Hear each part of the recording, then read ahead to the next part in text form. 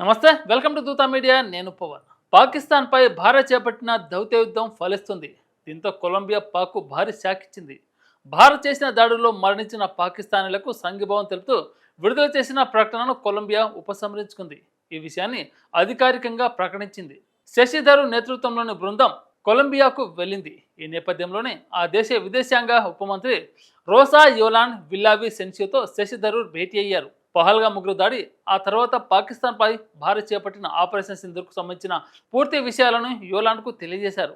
అనంతరం భారత్ జరిపిన దాడిలో పాకిస్తాన్లో చనిపోయిన వారికి సంతాపం తెలుపుతూ విడుదల చేసిన ప్రకటనను వెనక్కి తీసుకున్నట్లు యోలాండ్ ప్రకటించారు. భారత బృందం తమకు అన్ని విషయాలు తెలియజేశామని చెప్పారు. కాశ్మీర్లో ఏం జరిగిందనేది పూర్తిగా తెలుసుకున్నామన్న యోలాండ్ దాడులకు దారితీసిన పరిస్థితిపై అవగాహన వచ్చిందని పేర్కొన్నారు. ఈ ప్రకటన అనంతరం శశి థరూర్ కొలంబియా ప్రభుత్వానికి కృతజ్ఞతలు తెలిపారు. ఉగ్రవాదంపై తమ వైఖరిని కొలంబియా పూర్తిగా తెలుసుకున్నారని థరూర్ తెలియజేశారు. ఇలాంటి లేటెస్ట్ అప్డేట్ కోసం దూతా మీడియాని సబ్స్క్రైబ్ చేసుకొని ఆదరించండి. Thank you.